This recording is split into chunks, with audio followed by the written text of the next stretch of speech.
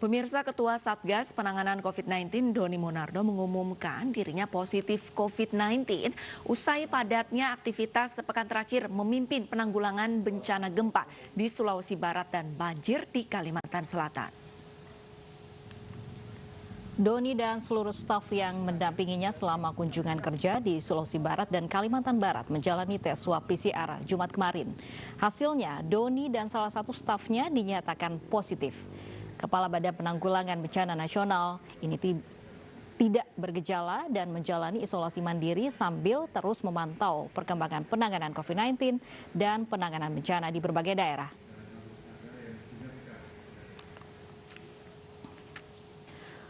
Pemirsa, hari ini 4 jenazah telah dimakamkan di TPU Bambu Apus. Sejak dibuka hari Kamis 21 Januari 2021 lalu, total sudah ada 50 jenazah pasien COVID-19 dimakamkan di TPU Bambu Apus.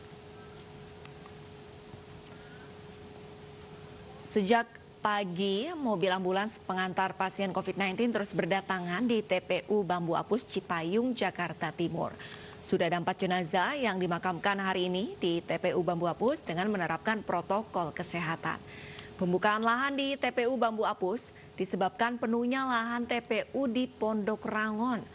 Lahan seluas 3.000 meter persegi ini dapat menampung 700 jenazah pasien COVID-19.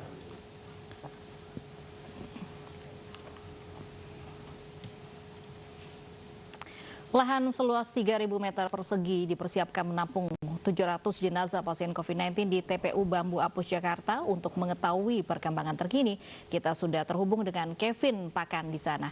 Ya, Kevin, ada berapa jenazah yang dimakamkan hingga hari ini? Ya, Arlisa, Lovi, dan pemirsa, memang benar sekali. Sejak hari Kamis 21 Januari 2021 lalu, Pemprov DKI Jakarta membuka lahan baru khusus jenazah COVID-19 di TPU Bambu Apus ini. Hingga pada siang hari ini, berdasarkan pantauan kami dari tadi pagi, ini sudah bertambah 8, yakni sampai dengan hari ini ada 12 jenazah pasien COVID-19 yang sudah dibawa oleh ambulans dan dimakamkan dengan penerapan protokol kesehatan. Arlisa dan Lovi, bila kita menghitung dari awal, tepatnya dari tanggal hari Kamis kemarin, hingga hari ini, total sudah ada 58 jenazah yang dikuburkan dengan penerapan protokol kesehatan. Arlisa dan Lovi, untuk bladnya sendiri atau lokasinya sendiri, ini khusus untuk pemakaman secara penerapan protokol kesehatan, ini ada 3 blad, yakni di blad 2, 3, dan blad 4, di mana ada 1 blad lagi yang mana ini tetap berfungsi untuk pemakaman secara biasa atau tidak secara protokol kesehatan. Arlisa dan Lovi, memang benar sekali bahwa lahan seluas 3.000 meter persegi ini dapat menampung setidaknya ada 700 jenazah pasien COVID-19 yang bisa dimakamkan di sini. Dan tadi pun juga kami sempat bertanya kepada pihak penanggung jawab dari pemakaman khusus COVID-19 di TPU Bambu Apus ini, di mana pihaknya mengerahkan setidaknya ada 30 anggota, ya, dan memang Lovi, benar sekali, saat ini bisa dilihat di belakang saya bahwa baru saja datang 1 jenazah lagi, yang mana bisa kita lihat bahwa ada 1, 2, 3, 4 begitu, ada 4 anggota atau petugas pemakam yang menggunakan APD, yang juga ini lagi dilakukan proses pemakaman secara protap COVID-19. Dan memang dapat kami informasikan bahwa sebelum dilakukan pelaksanaan proses protap COVID, ini petugas di sini akan mengecek terlebih dahulu apakah plastik yang membungkus dari peti ini apakah bagus begitu atau tidak ada yang kerusakan. Namun bila ditemukan ada plastik yang robek atau tidak sesuai dengan protap COVID, ini akan dikembalikan ke rumah sakit dan akan di wrapping atau di plastik lagi begitu, dan baru bisa dikuburkan dengan penerapan protokol kesehatan. Arlisa dan Lovi, dapat kami informasikan juga bahwa tadi pun juga dari pihak TPU Bambu Apus ini juga berharap bahwa ini masyarakat, khususnya warga ibu kota, dapat tetap menerapkan protokol kesehatan, mengingat angka dari COVID-19, terutama kematian di DKI Jakarta ini masih terus meningkat. Alisa dan Lofi, dapat kami informasikan juga terakhir bahwa tadi pun sempat ada begitu 2-3 ambulans yang datang dalam waktu yang cukup berdekatan.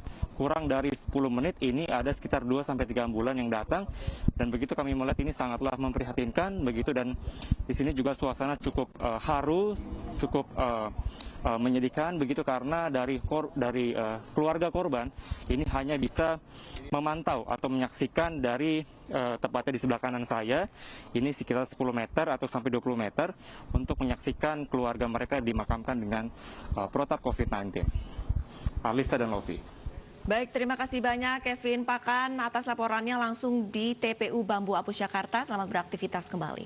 Pemirsa, Gubernur Provinsi Sulawesi Selatan Nurdin Abdullah bersama sejumlah tenaga kesehatan atau nakes dari berbagai rumah sakit dan puskesmas menjalani vaksinasi di rumah sakit khusus daerah Di Kota Makassar, Sulawesi Selatan, dan capaian target vaksinasi setiap harinya oleh pemerintah Provinsi Sulawesi Selatan terhadap petugas nakes yakni 300 orang.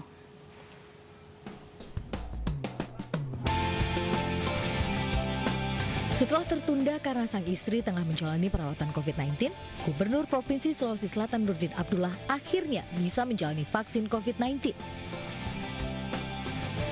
Ia dinyatakan lolos dalam rangkaian pemeriksaan kesehatan dan memenuhi syarat untuk divaksin.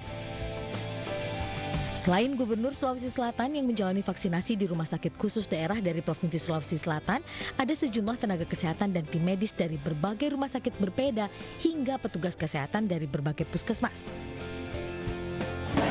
Sebenarnya pada saat pencanangan saya pengen banget untuk vaksinnya, tapi karena istri masih positif maka tidak bisa.